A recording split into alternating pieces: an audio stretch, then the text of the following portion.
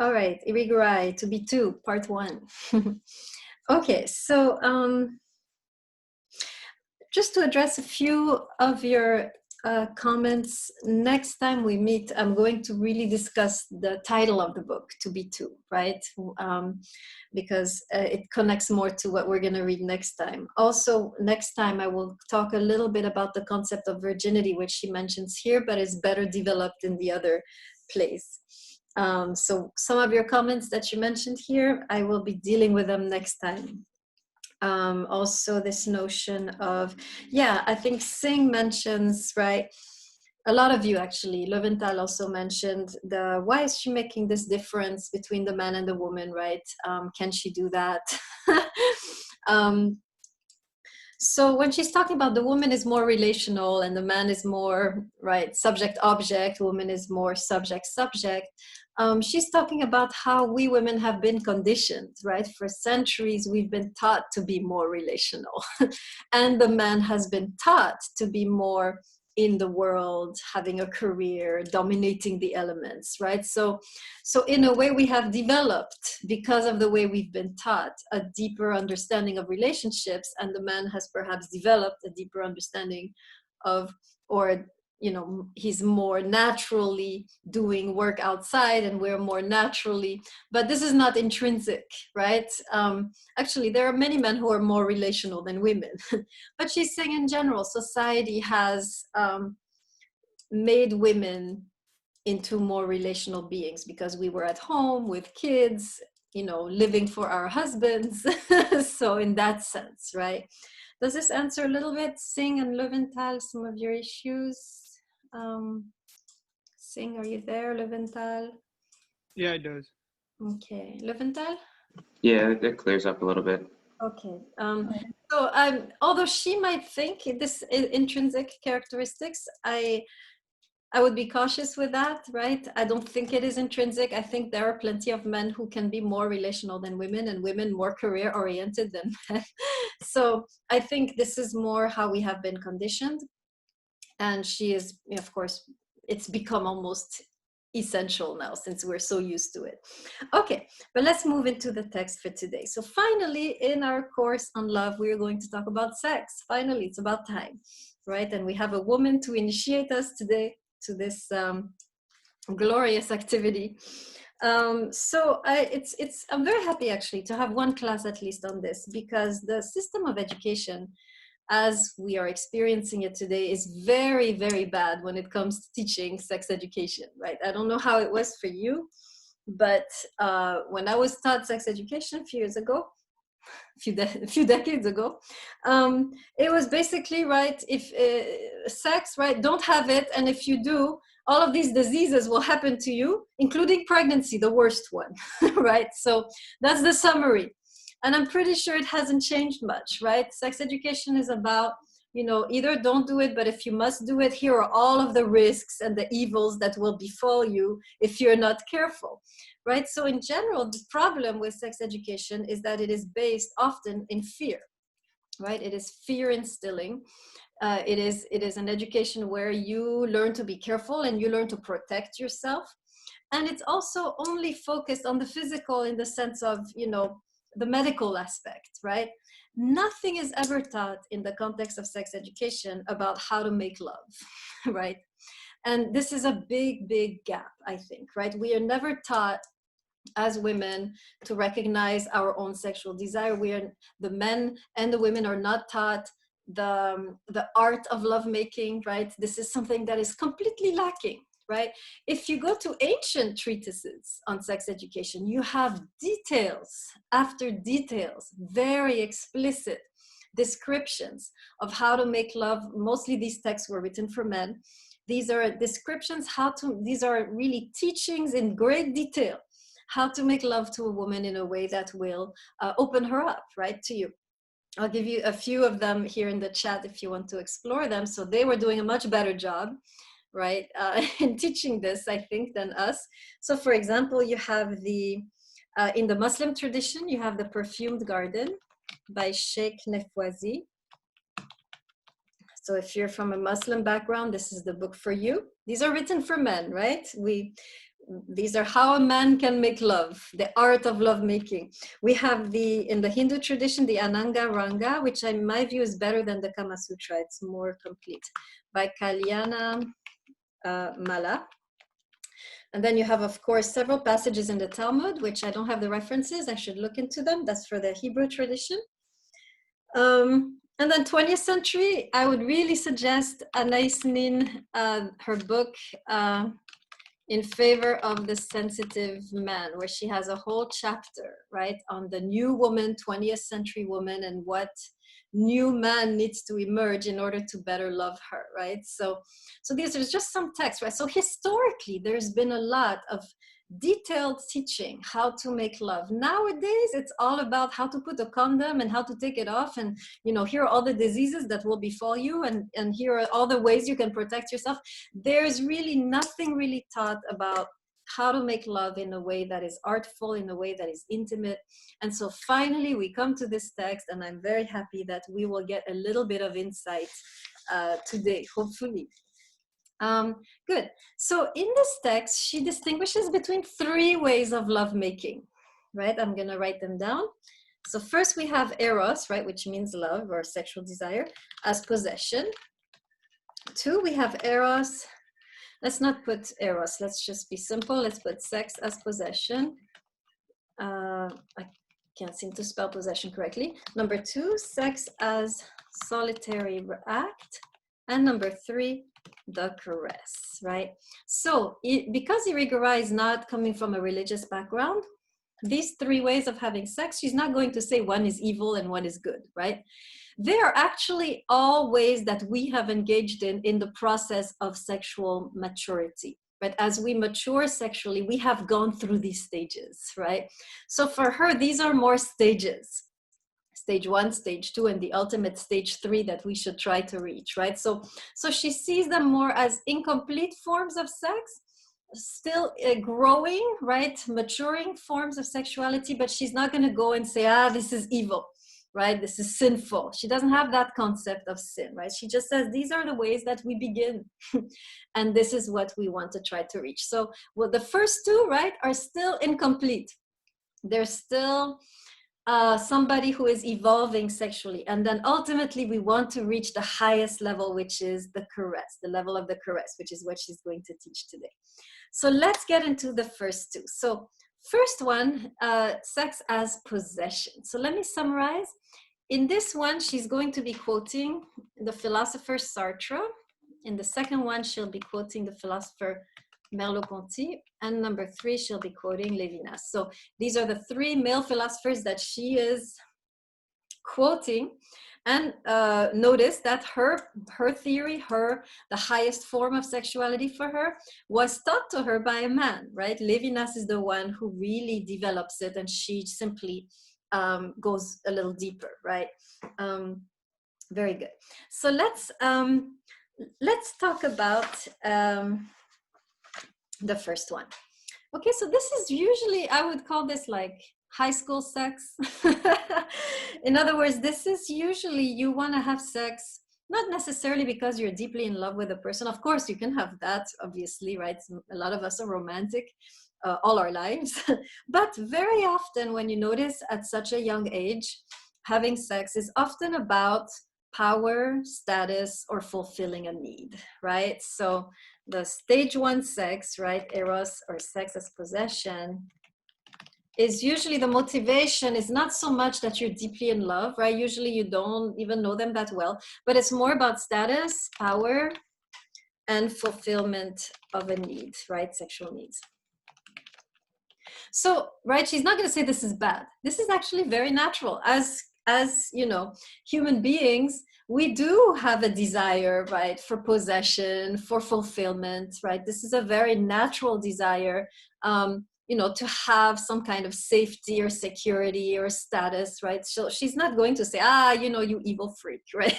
She's going to say, so this is natural. All she's going to say is that it's natural, but there's a higher way, right? And you want to eventually evolve out of it. We all, by the way, go through this phase, right? We all have this moment in our sexual development where we just want the other person to finally give us a sense of okay, now I have a boyfriend, now I feel better about myself, right? Or now I have a girlfriend, now I feel better about myself, right? So we very, very naturally want to have sex. Or, you know, I'm so tired of being alone, I have needs and I'm frustrated, and, you know, let me just go with someone. So very natural, right? But again, what she's saying is that we want to, there is still a higher way. Yes, Allegra, you have a question. Yes, I'm just trying to think. Like, I'm guessing that like if the last part is like loving more than yourself, you're loving the other person for what they are, for their soul. Like you feel for their soul and not for their body anymore. That's what I'm guessing for the last one, the caress. So you're going to be disappointed because Irigaray is not a Platonic, right? Platonist. Mhm. She's actually all about the body. So it's about loving the body, still the third one, but loving the body in a profoundly loving way, right? We're going to talk about that. So Irigaray actually never talks about loving the soul. It's all about how to make love in a way that is artful, intimate, right? She never goes into the kind of Platonic notion that it's about loving the soul and not the body. She stays completely on the level of the body the whole time.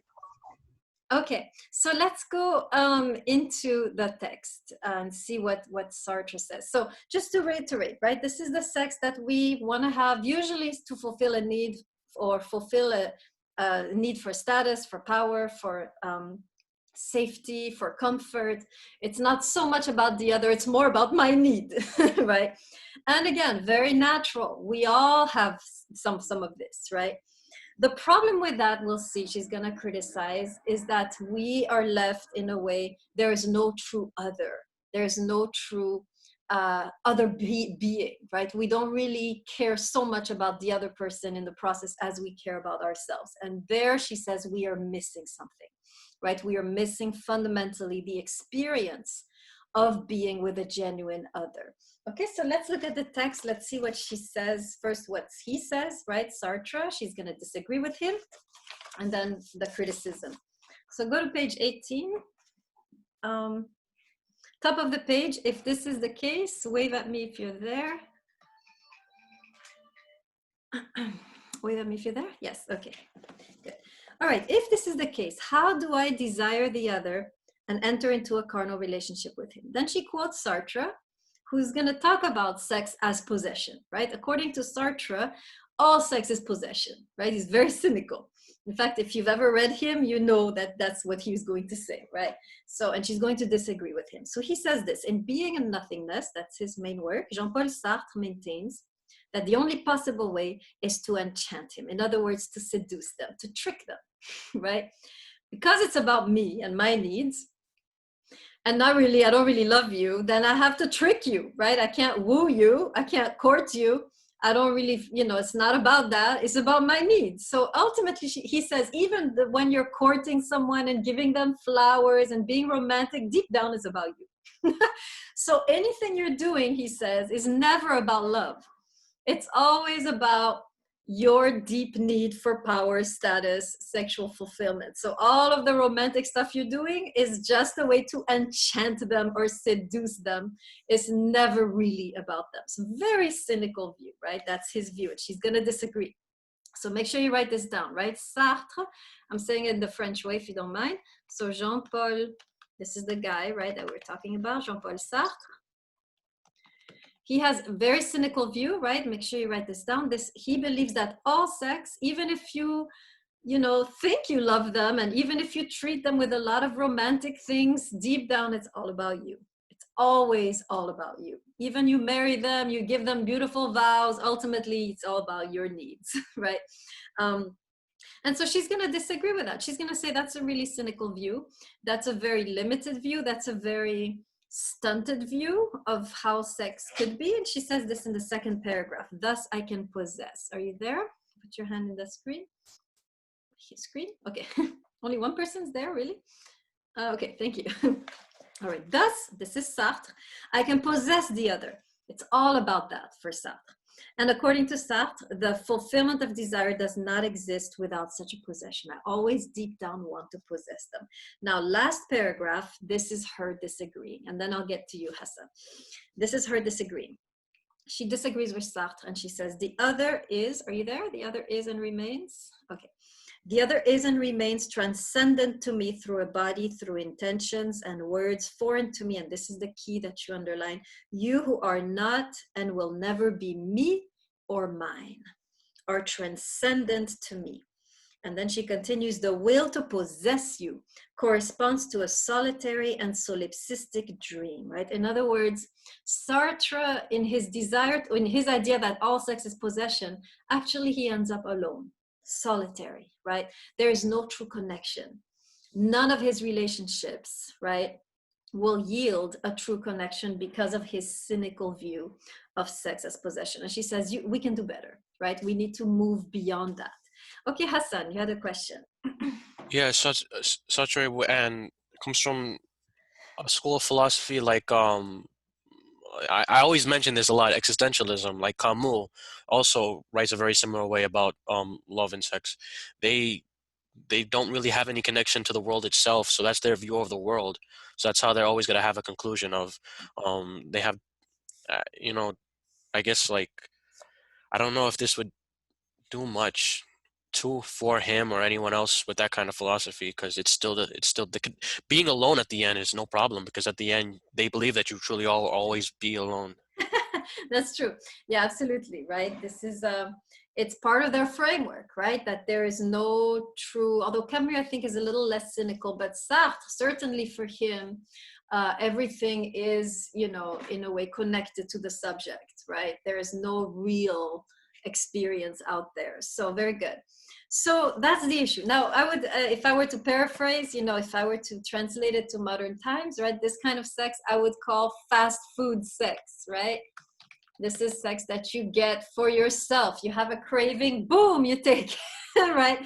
This is not about the other. This is not about real relationships. So today, right, we have versions of this, you know, versions of this way of having sex, right? When you feel like bored and you're like on Tinder and you're like swiping and, you know, whatever, you know, let's have something happen. This life is so boring, right? So very often when the sex is about simply fulfilling yourself for one night, or simply, you know, feeling good about yourself that, okay, I'm still a woman, right? I'm still a man, I still got it, right? These are all fitting under this category of what I would call fast food sex, right? Which again, Irigaray doesn't criticize, right? She just says, you know, that's natural to be like this. We all have these urges, but she says we need to find a way to graduate out of that. We need to mature.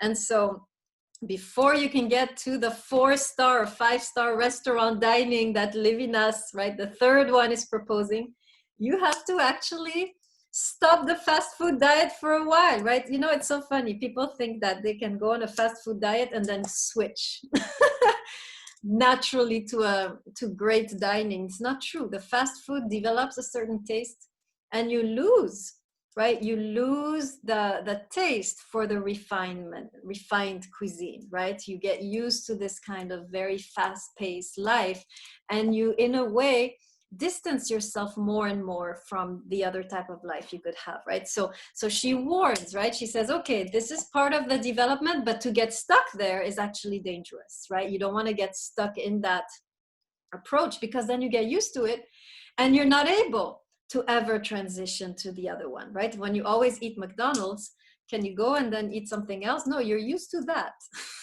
You can't eat a single vegetable when you've been on a McDonald's diet for a while, right? All vegetables look disgusting. All healthy food looks disgusting, right? So that's the idea, right? So she's saying, okay, this is a stage. We all go through this. We even still have it, even in a committed relationship, a little bit of it stays. But she says, she invites us, right, to move forward. Okay, any questions on this first level of sexuality? Or comments? But this really staying like on the animal level, like, and not transcending it, because all it comes down to the biological needs and satisfying those needs, and not seeing more than that. Sorry, what was the beginning of your sentence, the question? So is it like staying on the animal level? Yeah, exactly. You stay on the instinctual level. We did Kant, right? So same thing. You stay on this, and some of us get stuck there, right? We get stuck eating fast food, and we don't realize that as long as we're eating the fast food, we are losing the taste for the healthy food, right? There is some shift happening if you stay too long in that process, right? And so you have to be careful. At one point, if you want to go further, you have to stop, right? You have to make a transition. And this is what many people don't understand. They think, oh, I'll do this on the side while I'm waiting for the 5-course meal. It's not, it's not going to come, right? At one point, you have to switch your taste, right? If you eat and eat and eat, you're going to be stuck in that. You're going to develop certain taste bud, and you won't be able to make the shift, right? So yes, this is the instinctual, Kantian instinctual, animalistic, if you want, side of sex. Right. Yeah. Yeah. Allegre. I think it's a question and comment, but I was thinking that is it because of the product like technology, or is it like the overcompensation of like we have so much technology as a compensate for like a relational, like I guess, like a very pseudo relationship kind of way? Because like you said, it's a very fast paced Tinder, Grinder, lot of different dating apps. In this way, we're kind of perpetually stuck in this kind of thing that we can't actually move forward. Yeah. So is the refinement, is this like over refinement of technology, or like is this the problem, or what is it? So technology is neutral, right? There's no good and bad in technologies. Is how addicted you become to technology, right? There's no good and bad in anything, right? It's how addicted you become to it that makes it a problem, right? So I don't think she would be blaming technology for anything, but certainly technology makes it easier to acquire fast food sex than before. Although before you had your ways too. It was never hard. It's always possible with some willing individuals. So that's the first one. Okay, so now I'm going now into what you were saying, actually, Allegre. There's another trend in our civilization, right? In our society. So you have the trend of those, who want fast food sex and actually get a real person. But then we are now also, it is also very easy because of technology to stay home and have your own little party by yourself. And a lot of us fall into this temptation, right? And again, right? Irigaray is not going to make any moral judgment. This is part of the sexual development, right? So here we go into the second part, which is sex as a solitary act, right? And a lot of us fall into that at one point. Not fall, I wouldn't say fall, but a lot of us will explore that at one point. Right? It's part of the sexual development, right? All of us want to know, how does it feel? How do I work? Right? How does it work? And so forth. So we explore. But she's going to say that at one point we can get so caught up in the self-exploration that we forget that ultimately the sexual energy that we have was meant to be offered to another person. Okay, so let me say that again so you can write it down, right? So this is, let me write it down in the chat. So this is sex as a solitary act. So it begins initially as a self-exploration, which is good, right? We should know ourselves.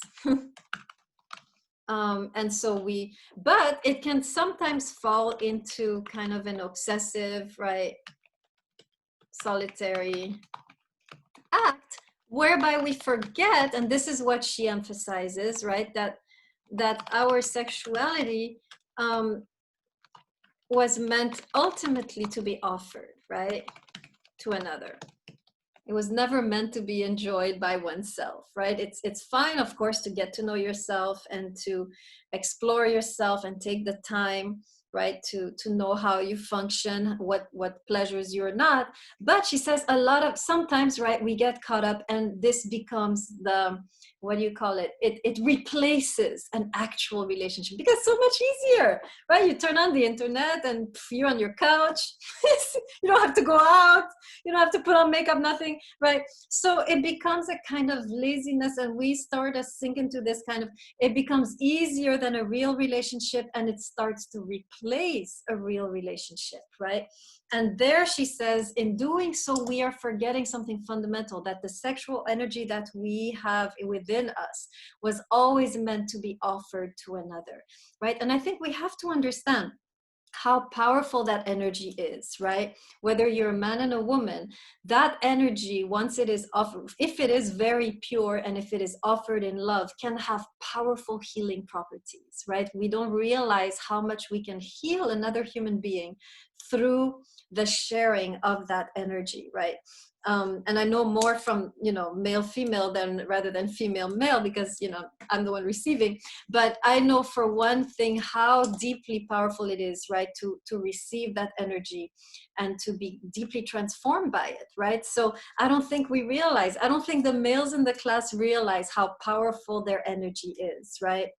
And what healing properties that energy can have once it is offered, I'll say from my experience, to a woman, right? That there is so much power in that energy to transform, right, a woman's life from within, to heal her of blockages or old, you know, traumas and so forth, right? So Irigaray is saying, don't waste this energy, right? Offer it. Do everything you can to find someone to offer this energy to, because it is so powerful and so precious, right? I don't think males are taught ever how precious their energy is, their sexual energy is, and what a gift it can be, right? To when it is offered in love. So that's what she's saying here, right?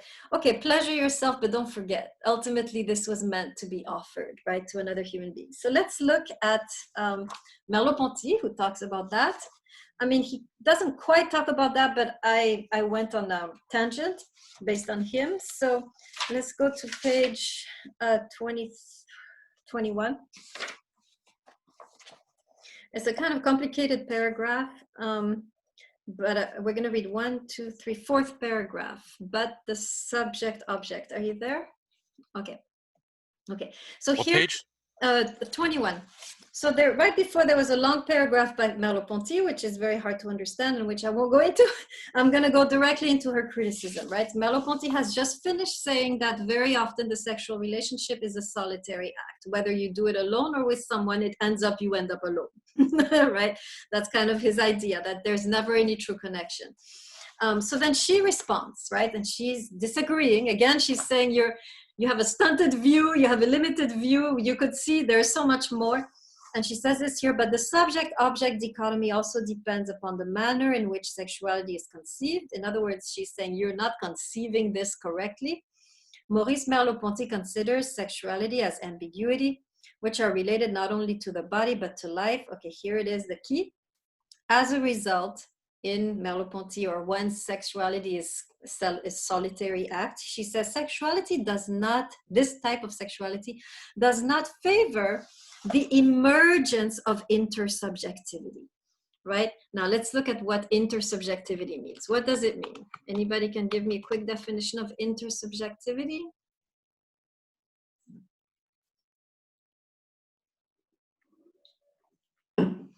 Between two, yes. Okay, very good. So when you have forgotten, right, that your sexual energy is meant to be offered, is a gift, precious gift, right? Your sexuality in a way does not work towards creating a connection between two people. It is not intersubjective. You're forgetting that ultimately sexuality is meant to be intersubjective. It's an intersubjective gesture, right? It is meant to connect you to someone, not to just, you know, help you get rid of stress. So that would be the idea here, right? I would call, if I were to find a funny name for this kind of sex, I would call it the binge sex, right? When you're binging by yourself in front of the TV. Right, it's fine, right? Again, Irigaray is not saying, evil, you know, you're gonna grow horns, you know, you're gonna go to hell. She's saying, okay, this is a normal part of sexual development. It is good to go through this stage. But she says, let us not be stuck in it, right? Let us not allow this to replace the actual challenge and beauty of actual flesh and blood relationships, right? Okay, any questions on this one? Probably not. Any questions? Any brave soul? Okay. Allegre. Go ahead, Allegre. I will try to attempt. How would this play like in, like, I guess, polyamorous relationship in Levinas's view?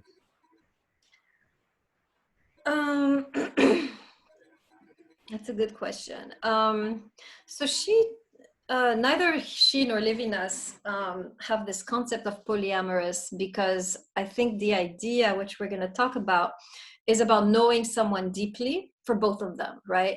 And the idea that you can know several people deeply doesn't make sense to them. You can certainly have pleasure with several people, absolutely.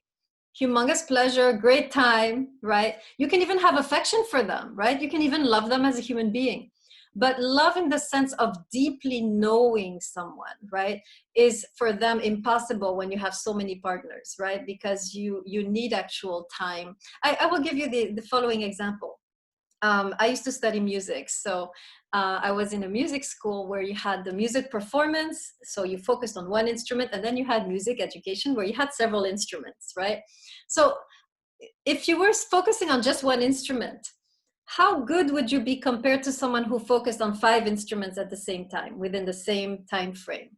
Allegre, what do you think? I'd be better with one instrument because I have a lot of practice and mastery than the 5. Okay, so this is the same, right, in sexuality, right? If you have one instrument, you can go very deep, right? Like an instrument, you need time to get to know them, to know. Same with an instrument. I was going to mention this in the beginning, right? Sex is like playing an instrument. You have to know your instrument to really be able to get a good sound out of them, right? So if you're playing several instruments, you might be pretty good. Some people are pretty good, right? But you will never reach the level of mastery and knowledge of the other as if you had only one. So I think Irigaray and Levinas are not going to be, they're not the type of people who say, this is satanic or evil or morally despicable, right? They just say, look, you can do that if you want, but if you want deep knowledge, you can only do it with one. So you have to decide, right, what kind of life you want to have, right? Do you want to have a life where, I think Kierkegaard actually addresses this in his book, Either Or, right? When he's talking about the seducer versus the married man. And he says, right, so they're in dialogue, right? And the seducer says, I feel sorry for you, talking to the married man. You only have one wife. It must be so boring for me. Last night I was with a Chinese chick. The night before I was with a chick from Venezuela, and so forth, right? He makes the list, and they were amazing, and I had a great time. And the married man looks at him and says, yeah, to a certain degree, I envy you.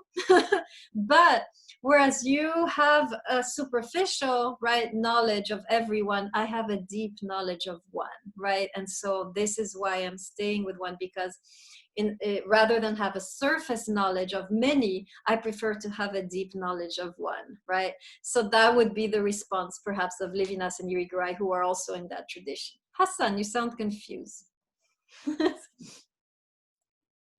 I don't know. It's like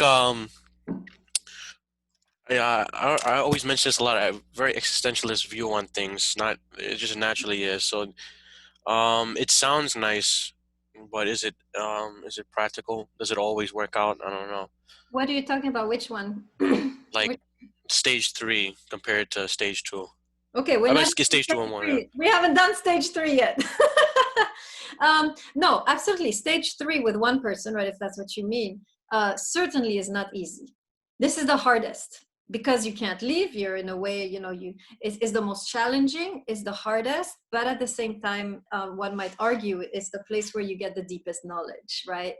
Because you are really digging. You have to dig very deeply in order to survive the relationship. You can't stay superficial, right? The relationship will dig. I think I'm sure you know this poet, right? Khalil Gibran mentions how love will shake you at the roots, right? And you cannot be shaken at the roots with a one-night stand. It's not going to shake you at the roots. The person who is with you for 30 years and knows you and knows all your weaknesses, they will shake you at the roots and force you to grow or leave, right? You can't, either you leave or you grow. So that would be, right. I mean, we've talked about this, I think, throughout this class, right? This notion of growth, which is only possible with duration, right? What was his quote again? Khalil Gibran. It's a poem on if you look at the Prophet, that's the book, right? When he talks about love or marriage, I forget. I'm paraphrasing. It's not as nice as when he puts it, but he says something that love will shake you at the roots, right? Go read the text. I'm butchering it right now. Okay, now let's go to the third one. So did I respond to the polyamorous issue, Allegre? Where's my... Yeah, I think that it seems reasonable enough, but I still have some like iffy things because you could still like because it feels like it's based on like how much time you spend with them, and then upon extension you can spend like a lot of time with them, but it kind of feels weird when it doesn't match up to like two people. I still feel kind of iffy on that, but I can still understand it through their worldview. Okay, very good. All right. And we can talk about your iffiness afterwards if you want. All right. On to the highest level 5-star dining restaurant, right? Sex. And I called it the caress, right? Number 3. So this concept, the caress, right? This is actually not her word. This is from Levinas, right? And so we're going to read, because here we're going to read his quote, and then her commentary. But in this section, he describes now a way of lovemaking, right? Which according to him is the highest level. This is the level really where you get amazing sex, right? So if you're looking for amazing sex, you want to quickly graduate to that level. So let's read a little bit what he says and see if we can make any sense of it. So page 24, third paragraph. This is Levinas. So we're going to first read Levinas, and then we're going to read her commentary. All right, so I'm going to, everybody there, let me see, where's my, the caress consists, are you there? Put your hand in the screen. Okay. The caress consists in seizing upon nothing. So this is a way of touching where you don't seize, right? Soliciting what ceaselessly escapes its form toward a future, never future enough. Soliciting what slips away as though it were not yet it. And I wish to add, this is man's caress. So she's talking about the way that the man makes love, right, to the woman. It searches, it forages. It is not an intentionality of disclosure, but of search. Okay, can anyone make sense of this way of touching? There is one word in the American language which expresses this very well, starts with an F, and it's not the word you're thinking of right now. Which word is it? Fondle? No, well, it's close, but it's a more general, encompassing fondling and more. F-O, F-O-R. Force? Yes, Halmurat. Oh, foreplay. Okay. Foreplay, very good. What Levinas is talking about here is foreplay. So let's talk a little bit about that. What is it and why is it so important, right? That's what I'm going to go into right now. What is it? What does it mean? And why is it so important? Foreplay is something that women, I think, are more interested in perhaps than men, right? The woman needs it more than the man. The foreplay is the time you take before you go into the main course, right? It's the time you take to really explore the other person, to really express your love to them physically through all kinds of ways, right? You hug them, you kiss them, you hold them, you caress them. You do all this, right? In a way leading up into what I call the main course, right? So foreplay is really a lost art, right? And Liang, yes, we want to think of it as an appetizer, but we're going to see that for the woman actually is the main course. And we're going to see why. In other words, if you're with a woman and you miss the foreplay, it doesn't matter how amazing the orgasm is, something will feel missing in her, right? So foreplay actually for us is the main course, right? But for the man, it feels like the appetizer to the fireworks. So foreplay is really the time you take to really explore the woman's body, right? The woman you're with, and really know every single angle of it, every single inch of it, you know how to create pleasure there, right? This is a lost art, right? It's a completely lost art, which is why I gave you the 3 treatises earlier in the chat, right? These are the arts of foreplay. 1,000 ways to kiss, 100 ways to caress. You will see, it's a list, right? 20 different positions, right? Although positions is not so important. What really matters is the touching, the caressing, the kissing, and so forth. So this is the first thing. That is what we mean here by foreplay. By the way, foreplay is much more than physical. Foreplay is the candlelight dinner. Foreplay is the gentle words before, right? Foreplay creates an atmosphere, right? Which is very important. And foreplay includes afterplay, right? When you're done, don't turn over and fall asleep, right? There's still a little more that needs to take place, right? So let's talk about why it is so important to take the time to do this and to learn it, right? I don't think that we are taught anymore the art of foreplay. We improvise and do a few things and think it's enough after 10 minutes, but it's a whole repertoire, right, that one needs to learn. It's an alphabet, it's a language that one needs to learn, especially the man needs to learn if he wants to communicate his love to the woman effectively, right? The woman is not going to understand love through just a good thrusting. She's not going to understand that as love, right? You have to learn the language of the woman, and the alphabet to that language is all of these aspects of the foreplay, right? So let's look a little bit. There are two main reasons why this is so crucial for a woman, right? Number one, I'm going to talk about the ethical aspect of foreplay. Number two, the pleasurable aspect, which are connected. Okay, so the ethical aspect. For a woman, so I'm really talking now strictly of male-female relationships, since this is what she's focusing on. For a woman, right, if you skip the foreplay, even if you give her like an explosive orgasm, she's going to feel something is missing, right? To a certain degree, deep down, she's going to feel used, right? So the foreplay, in a way, is a way for you to express to the woman that she's not just an it, she's also a you, right? Remember the Buberian concepts, right? I it versus I you. The foreplay is what makes the difference for a woman between feeling like an it and feeling like a you.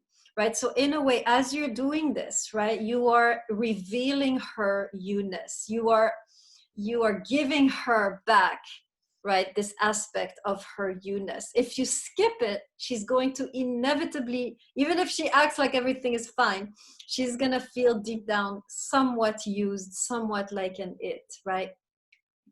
I'm going to have to switch my screen to my picture in a few moments because I'm running out of battery. So just in case you see me switching, I'm still there, but I have to switch so I can continue teaching without the computer turning off. Okay, so that's the first thing, right? Central importance of foreplay has to do with the notion of ethics, the woman feeling like a person and not just like an object of pleasure, right? But there's a second aspect, right, of foreplay, which I guess I have 6%. I can try and see how much I can do. Okay, second aspect has to do with the pleasure. Now, this is something that many people don't understand. And this causes some dysfunction in the relationship, right? In the sexual relationship. There are regions in a woman, right, which can only be opened by the man's foreplay. If you skip the foreplay, the woman often is not able to open enough to receive you. Right? And the sex ends up being painful, right? So if you're with a partner and they experience painful sex, it's probably not that you are incompatible, right? Immediately we jump to conclusions, right? It's simply that she has not had the time to open up enough. And by the way, sometimes it's an emotional issue. Sometimes she doesn't open up because the emotional context is not safe enough. So it could be either one, right? The foreplay, again, for me, and Irigaray, includes the emotional aspect.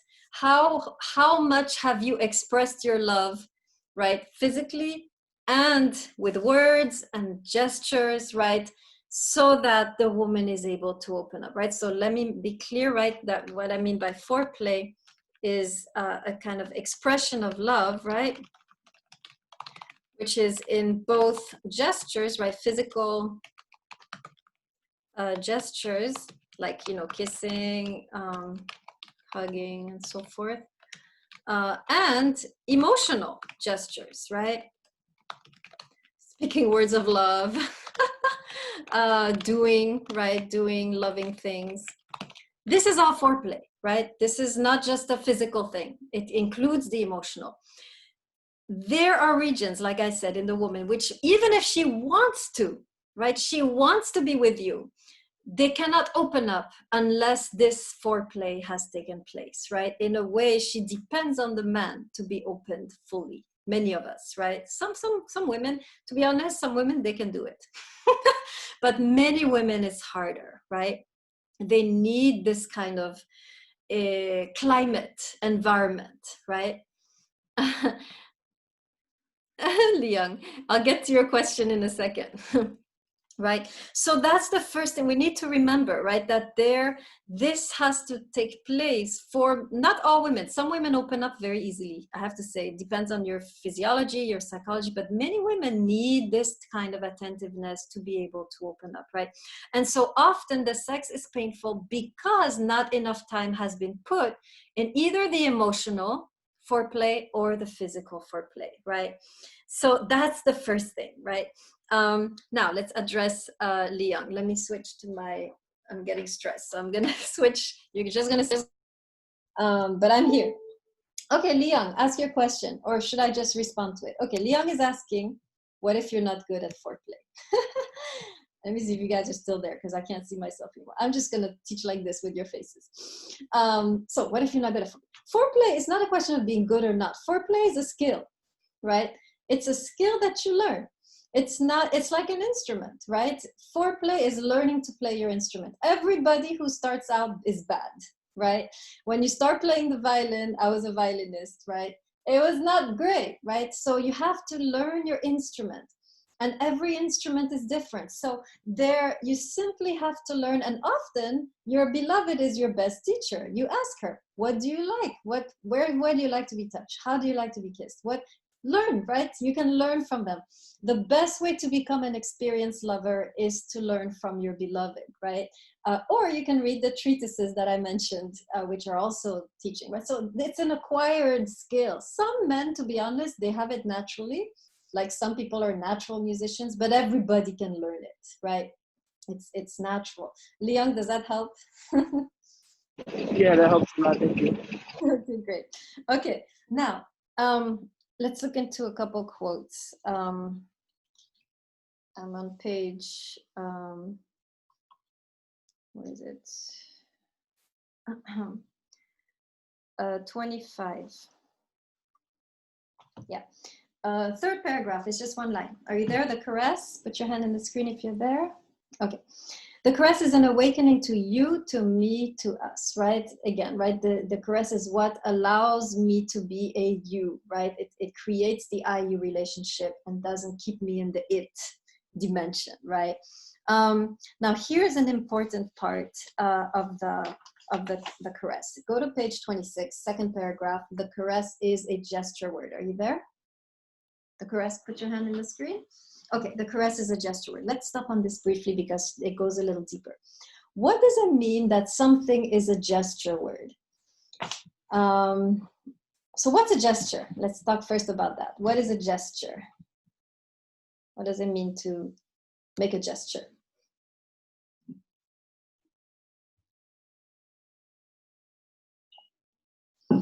Simple translation, please. Whoever knows, put it in the chat. What's a gesture? Really, no one knows what is a gesture? Can you hear me? Yep, go ahead, Blades. A gesture is kind of like an offering to someone. Okay, very good. Right? Gesture is you do something. It's an action, physical action, right? What's a word? What are words for? What do words usually do? Why do we use words? To communicate. Okay, very good, right? So the fundamental aspect of the caress is not just the technical aspect that Liang was asking about, right? Which, by the way, is easy to fix, right? Technical aspect, you ask your beloved, you read a couple books, you're good, right? This is deeper.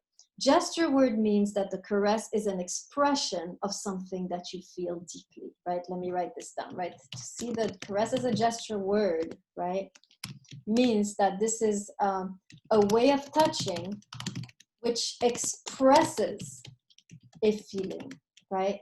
In other words, true foreplay or true caress, right? The true caress is always the expression of love. And so the advice that Irigaray would give, I think, is if you don't feel love, don't caress, right? If you don't feel love, don't go around making love, right? Because you're gonna feel it's gonna be false, right? So the idea is to the highest level of sex, right, requires, this is what we're learning here, it requires a certain degree of emotional maturity, right? So the best sex, right, requires a certain degree of emotional maturity.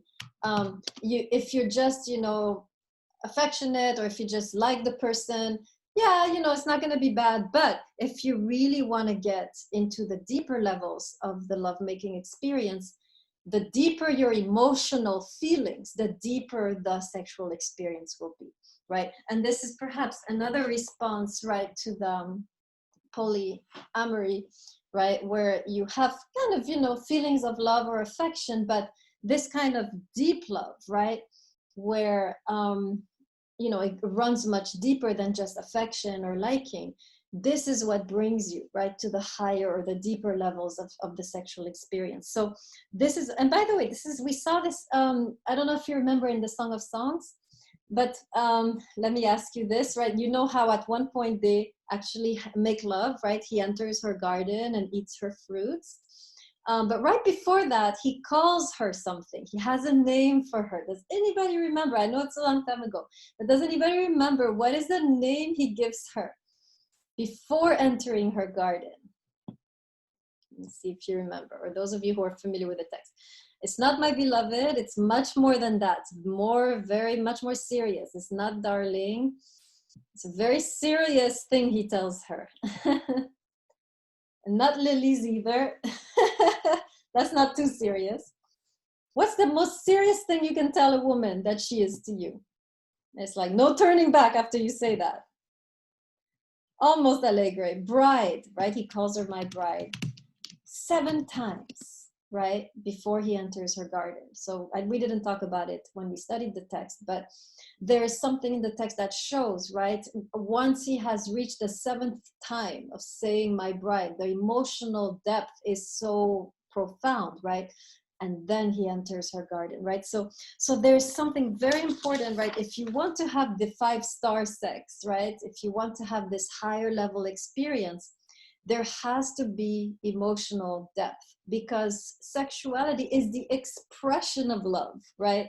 It's a language. We have forgotten this. We see sex as an outlet, right? Oh, I just want to have some fun, get rid of my stress, right? We forget that sex is actually a language that is meant to express something very deep within oneself, right? And so if you have nothing to express, what are you going to do, right? What's the point?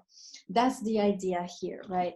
By the way, this is why, okay, yeah, sorry, let me just conclude on that and then go into this next part. So this is really, right, if as a man, right, you desire that the woman really open up to you, this type of foreplay is necessary. Emotional, physical foreplay, and a strong level of emotional maturity, right? It's just the way it's not all women like this, right? But some women really do require that in order to be fully, to blossom, right, in the sexual relationship. And very often, if you don't do enough of this emotional and physical foreplay, the woman really is only a stunted, limited version of who she could be, right? And you won't really get a sense of who she is. So there are, not all women, right? Honestly, I have some friends, they really have no problem, right? But there are certain women that need this, right? And so this is why, now going to this issue, this is a very interesting question that a lot of you bring up in your essays, right? This is why it's impossible to test sexual compatibility, right? Why? Because as long as you're not committed, the woman might be going along for the ride, but she will never be fully who she could be if you were committed, right? In other words, if you're testing her out, you're only going to get a kind of limited version of who she could be. She's not able to blossom entirely in your arms when she is sensing that she's being test driven, right? Not like a car. So in other words, you can never know until you commit, right? Whether the woman, who she is sexually, right? Some women will not reveal to you, not on purpose, right? It's not that they're trying to manipulate you and get you, under the canopy, right? It's just that they are unable physiologically to open up to that degree unless they feel a very, very secure emotional environment, right? And so if you're test driving, you cannot know, right? Because the woman is not able to release everything that she could be if she felt safe with you, right? And so in a way, the only way you can truly know a woman sexually is when you've given her everything, right? Is when you are totally committed. As soon as you're totally committed, this is when she can fully blossom. And so you cannot really test, right, the sexual compatibility beforehand, because you won't know. It's not going to give you any information, right? So this is important to know. But, and by the way, some of you might be like, oh, but what if we don't, what if we don't connect? How do we know, waiting like this before I commit to her? What if it doesn't work out? And, it's true. Couples have challenges, right? Sometimes the woman has some psychological issue from before or physiological issue, right? But it is really my strong, strong belief, right, that there is no incompatibility, right? That doesn't exist. No one is incompatible with anyone.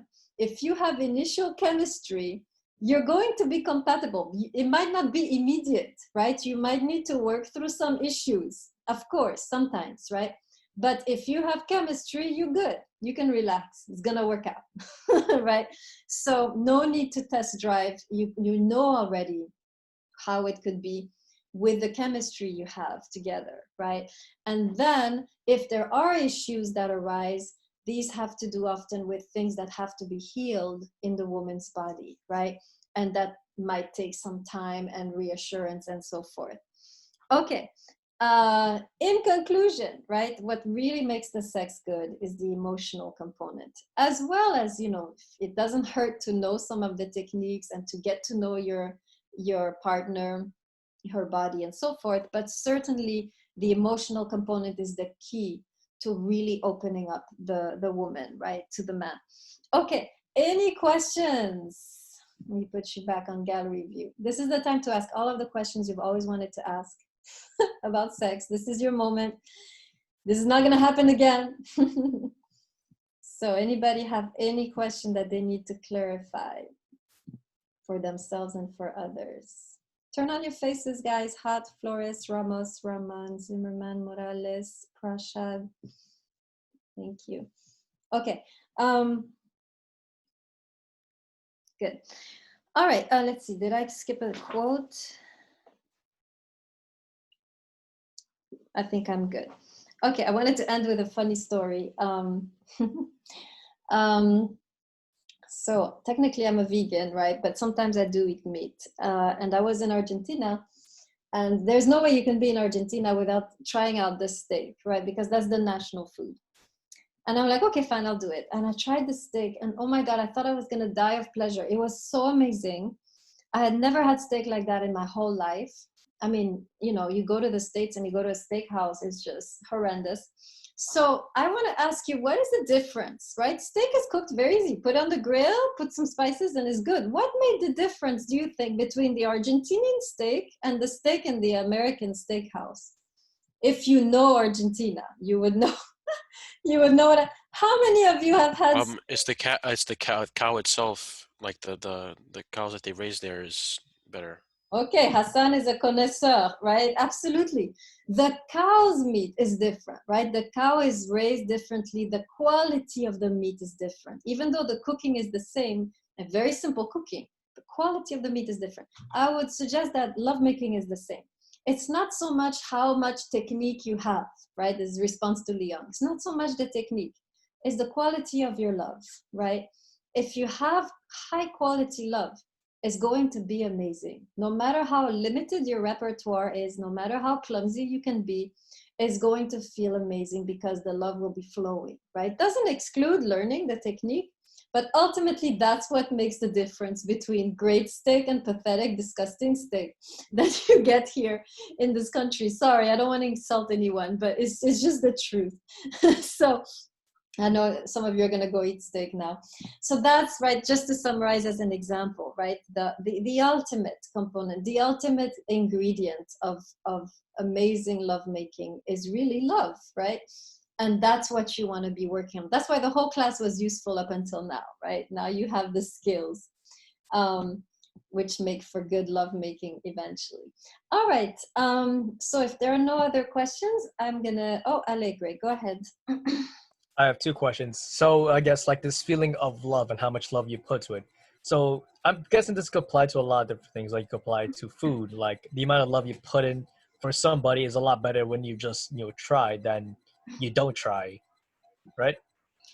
So I explain a little bit what you're saying. You know how food tastes better when it's like someone you love like makes it for you. You just feel like this, Oh, okay, yeah. Even if it's very affection. simple food, right? It can be Yeah. like a bagel, and you'd be like, climaxing. So yes, absolutely. It's the same thing. It's the same thing. I have one more question. How do you like your steak? Well done. Well done. You gotta get out. You gotta get out. That's rubber. Thank you for your questions, Allegra. Allegra is coming from another class where we're also studying Irigaray, so that's why he's here with us today. Okay, guys, I'll let you read the next part of the text. Blaze, is that a hand? Yeah, I have a question. You earlier in the lecture we were talking about compatibility or incompatibility. So what do you mean when you say there's no real incompatibility? Like, how would you? Because obviously, like at the level of just interactions, there's the issue of different interests or different tastes and different So how would you reconcile those things under the idea of there not being manners of like incompatibility? Yeah, I think that some relationships are more challenging than others, certainly, right? Some relationships, like, they spend 30 years together and they still not understanding each other completely, right? Even sexually, right? A couple can struggle, they have different tastes, and it's like, one is more prudish, the other one wants to try everything, and it's like, So, but again, Irigaray, remember, she talks about the labor of love, right? She talks about together we create something, right? So she would suggest, I think, that, this doesn't mean if you're so wildly different that you're incompatible. On the contrary, right? It's interesting. It's more challenging, it's harder. So yes, there are relationships that are harder than others, absolutely. But that doesn't mean they're incompatible, right? Incompatibility does not exist. It's just, yes, difficulty exists, challenges exist, and, misunderstandings exist, but these all can be overcome, right? If you have the proper attitude, if you're willing together to create like the relationship, the sexual, without imposing and respecting and listening and compromising, right? There are many ways to transcend that if you are willing to put in the labor of love. Obviously, if you're not willing to put in the labor of love, then it's going to feel hopeless, right? But she would argue that no, on the contrary, if it's challenging, like the Song of Songs, right? All the more interesting, right? Okay. So yeah, and I think even there's no physical incompatibility. Now, there is bad chemistry and good chemistry. If you don't have chemistry with that person, don't even go there, right? Don't try it, right? You need to have initial chemistry, but once you have that, a certain attraction, you can work it out. It becomes the labor at that point. It enters the phase of the labor, right, of love. So rather than the idea of compatibility, it's more so a spectrum of difficulty. Yeah, and there are relationships that are incredibly difficult, and they look from the outside horrible, but actually they're very compatible. Right? They just have to learn to work out those differences, and many people don't. That's why we have this illusion that some relationships are incompatible. But again, I emphasize it is still important to feel something for the person initially, right? Although even you could argue that with arranged marriages, right, the feelings can develop. So one could go even further and say, well, even the chemistry can be negotiated, right? So, and it's happened, right? This happens a lot in the arranged marriages.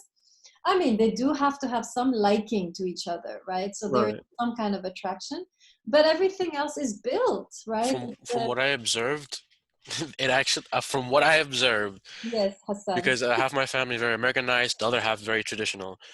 People with their arranged marriages tended to last longer. Wow. And actually be a lot happier than the ones who, because I think everybody on one side is divorced now. That one that's very modern, but the one that's not, I don't know, they're very And I've seen that happen a lot. I don't know. Yeah, this is, I think, because the arranged marriages have the premise that love is labor, right? Oh, So they understand, right, that we have to work at it, whereas the other ones think it should be given on a platter, and so they get disappointed. I'm assuming that would be the reason, perhaps. Does that make sense, Hassan? Oh, he said yes in the chat. Okay, good. Blaze, anything else you want to add? what did I want to add? Kind of got sidetracked. Um, um,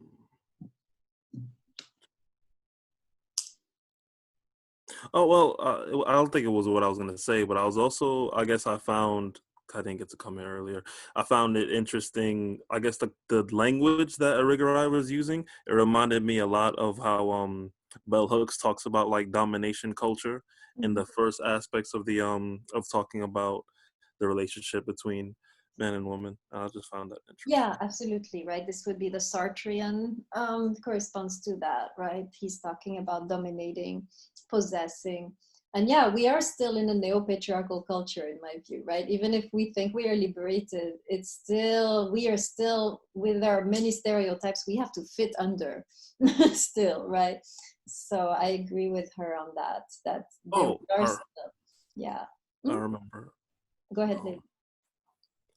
How would you describe the qualities of the labor of love? Like, what is that? How would we break that down as a concept? So I will invite you to come to listen to the class that I'm doing in the other class on Irigaray, because there she's breaking it down in detail. Right? All of you actually try to listen. So this is advanced Irigaray, what I'm teaching in the other class. So this is 144, and you can just look up the text, which is Sharing the World. So you go on the YouTube channel, right? And you go to Sharing the World part 1 and 2. And there I'm going into the details of the labor of love, right?